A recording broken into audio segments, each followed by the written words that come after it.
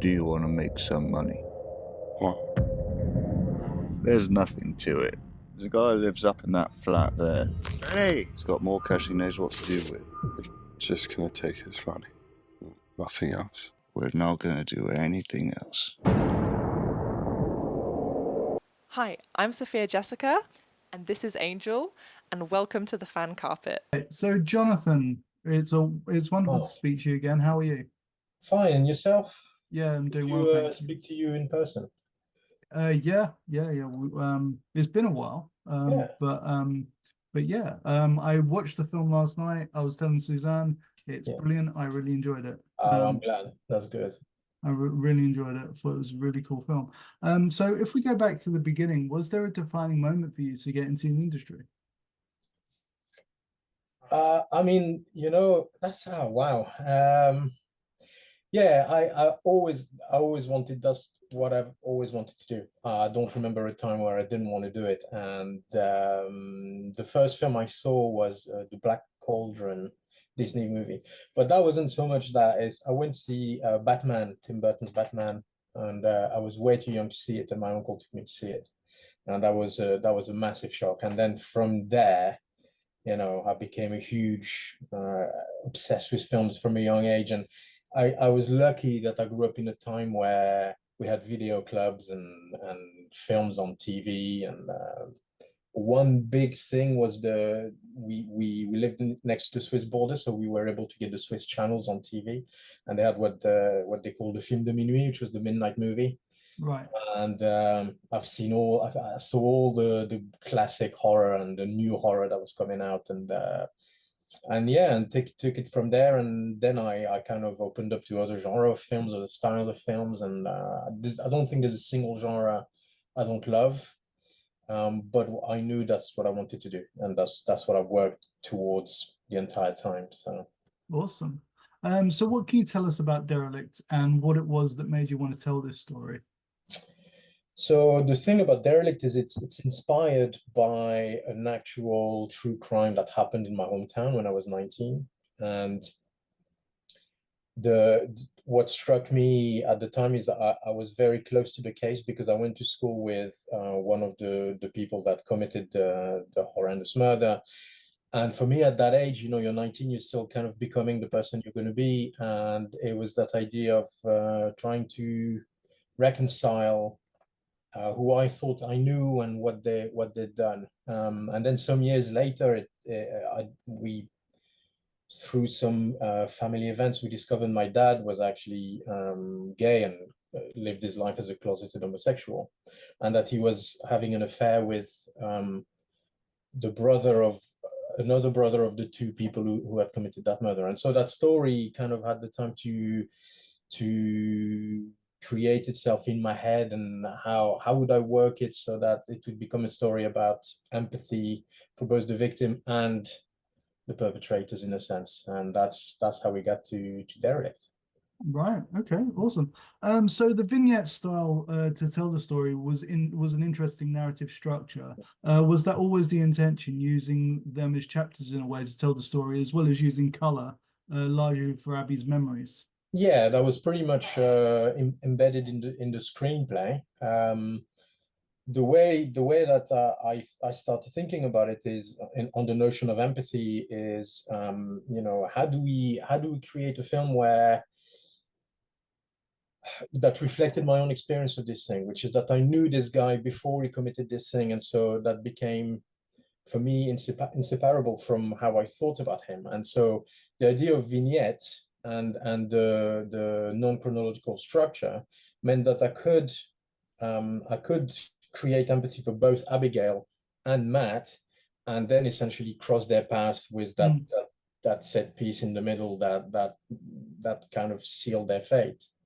And the black and white was kind of the same ideas. I watched a lot of documentaries and interviews and stuff about the case. So I did quite a lot of research. And what struck me was that 19 years, 20 years after the case, these people, the family of the victim, they still hadn't moved on.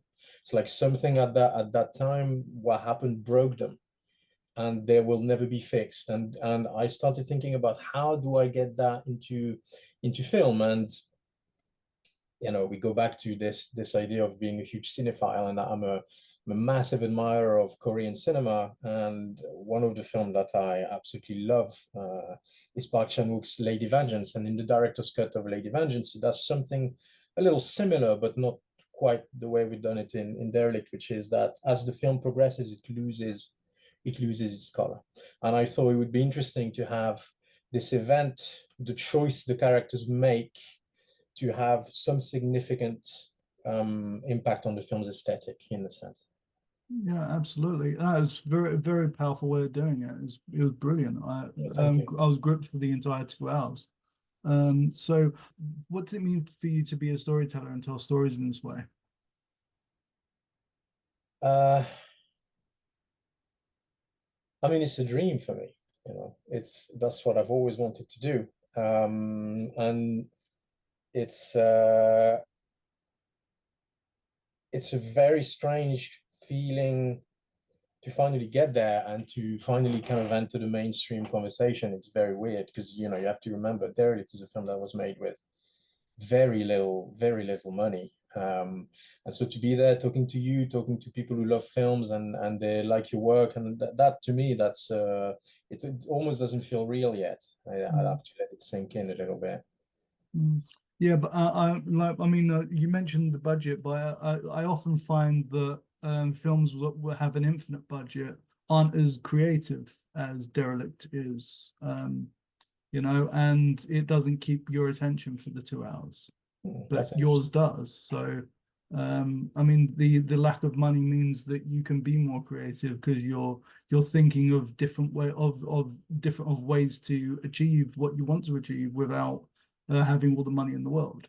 Yeah, you're right. And I think also the thing is that when you do things with not a lot of money, you don't have really any limitations in terms of subject matter, how you approach a subject matter, etc. There's nobody that's going to come on board and say, oh, you can't do that because we need to make it a 12, or oh, you can't do that because it needs to be a little bit more financially viable.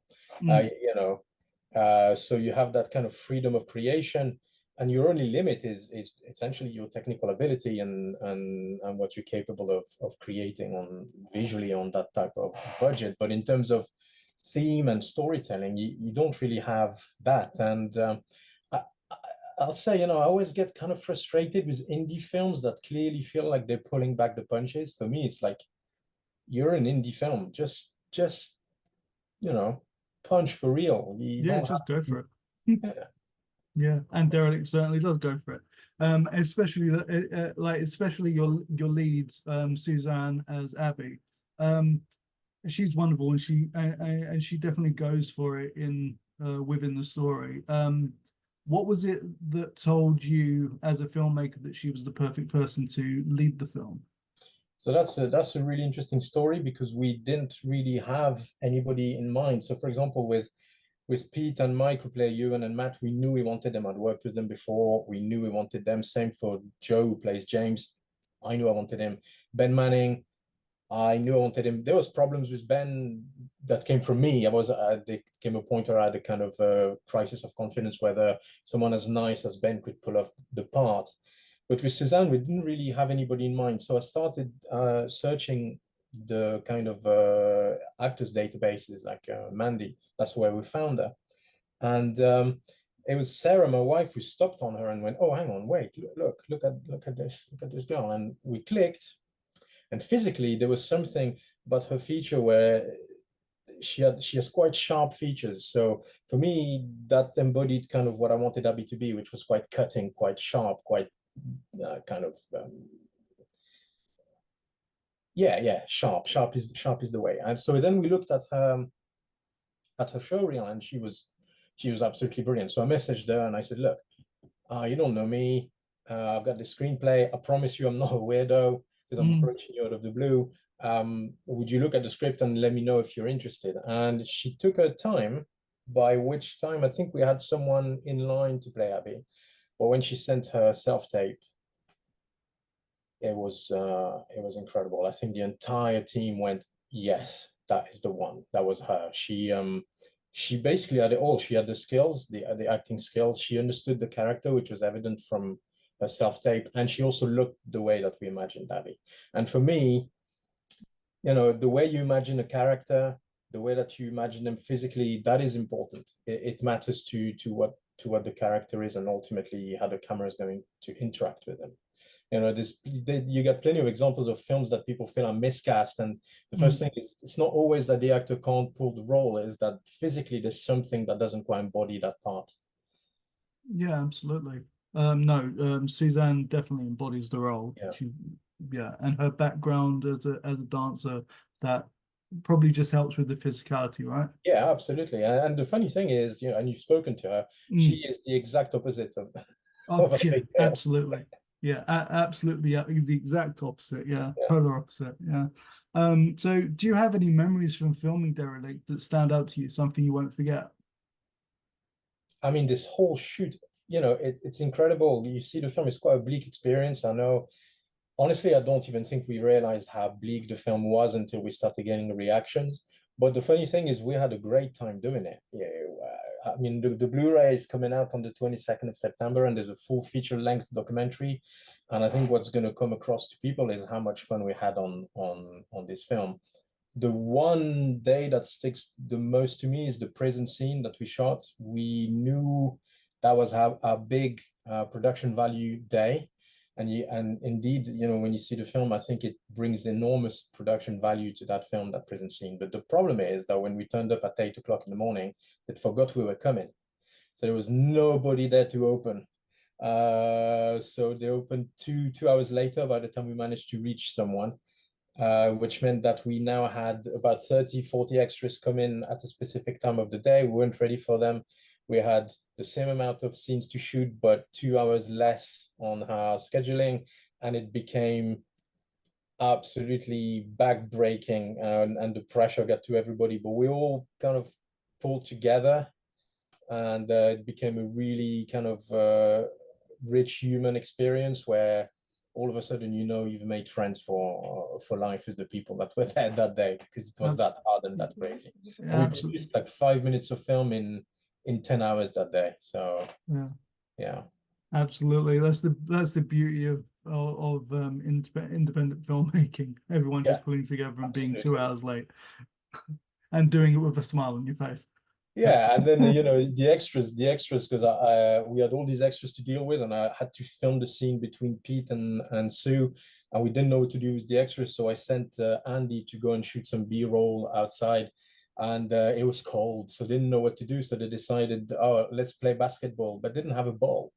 So I've got hours of footage of them playing basketball with no ball, and they got quite competitive, which is quite funny. It was crazy. It was absolutely insane, honestly. Yeah, cool. So what are you hoping audience will take away from Derelict when they see it? I hope that they get the kind of idea of empathy and the beauty of it beyond its bleakness. I think my friend producer Andy puts it best, is Derelict is a film that says, okay, life is shit, but also it's kind of okay, and I hope that's what people take from it, because it's still, I think, yes, we do take our characters quite low, we do put them through the ringer, but they come out on the other end, and I think there's a glimmer of hope at the end of that film. It's not a lot, but they're stronger for it. Yeah. So what does the future hold for Derelict, and do you feel there's more story to tell within the world that you've created? Perhaps a further exploration into Abby's life after the events of the film? So I thought long and hard about that, and there was a time where I generally, what I wanted to do initially with Derelict is, so we had this prologue about Uncle Henry. It was about half an hour, and we'd written it, and it was ready to shoot. We ran out of money, and thankfully, I think, because the film would have been 2 hours 45 minutes, which would have been completely crazy for we already get a lot of flack for being 2 hours. I don't know why, because people are happy to go and sit for 2 hours and 47 minutes to a blockbuster where everything blows up every 5 minutes, but two human stories, 2 hours is too long. I don't understand this, but anyway, we didn't do it. But the idea was, I initially, and that's the reason the film is written the way it is, I guess, is that initially I almost wanted to create more films from each of those characters that we've met in the initial Derelict. So you could go and see why Cal is the way he is, and see why Ty is the way he is. Maybe see what happened to Ewan in the past for him to be that way. Maybe what's happened to Matt in prison, etc. Kind of like the Pusher trilogy in a way, where each film is a different central character. But now we're here and Derelict is released. I also feel like in the world that we live in, it's full of sequels all the time, and prequels and sequels to the prequels, and reboot to the sequel and sequel to the reboot. And I'm proud of what we've done, and I think we'll just move on to something else, something that kind of carries the same spirit of independence, but something else altogether. Yeah, absolutely. So as writer-director, are there any other aspects of the industry that you'd like to pursue, or have you found your stride as a filmmaker with the writing and directing? I mean, yeah, the writing and directing is what I've always wanted to do. Obviously, on this one, I also did the cinematography and the editing and the sound editing, and I mean, it's endless list of jobs. I would love to be able to focus solely on the writing and directing and get enough of a budget on the next one that I can hire a DOP and hire an editor, etc., etc. But for me, the most important thing is I've always wanted to do films, and that's what I'll keep doing. I'll keep making films, that's for sure. What form it takes, I don't know. What it means for me, I don't know yet. But I hope Derelict plays a part in getting some doors open for whatever is next. Awesome. Well, it's been an absolute pleasure to speak to you, John. Look after yourself, and I look forward to what you do next. Thank you very much. Thank you for the kind words. No worries. Take care. All right. Thank you for watching The Fan Carpet. Please follow us on Facebook, X, and Instagram for more content. Bye for now.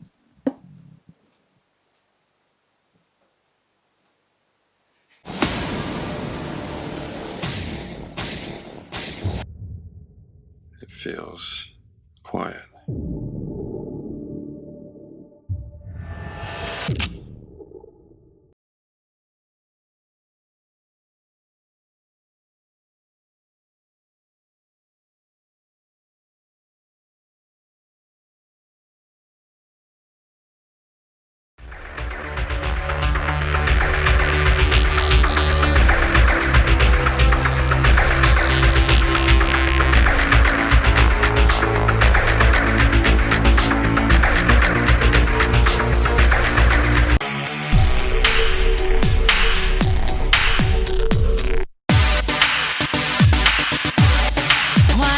you show what you can do.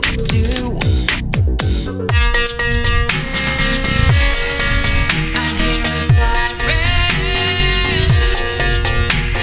Maybe you were wrong about me. I'm dangerous and still. Why don't you give me a sign like the sea?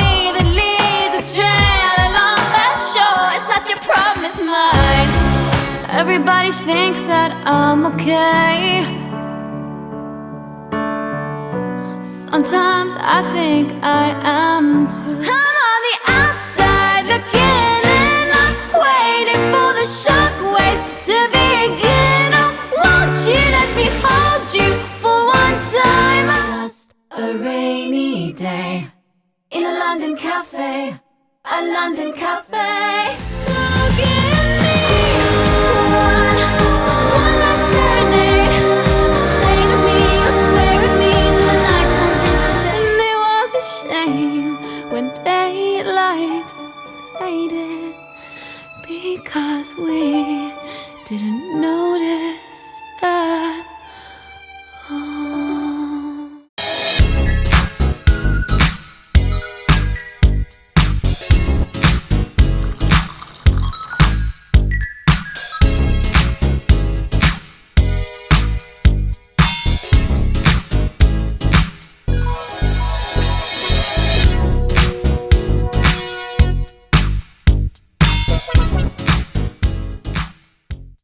Thank you for watching The Fan Carpet. If you like this video, be sure to click that thumbs up button at the bottom of your screen.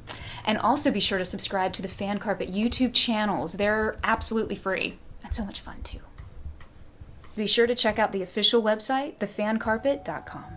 Also, you can follow us on Facebook, Twitter, and Instagram to stay up to date with reviews, competitions, the latest news, and so much more.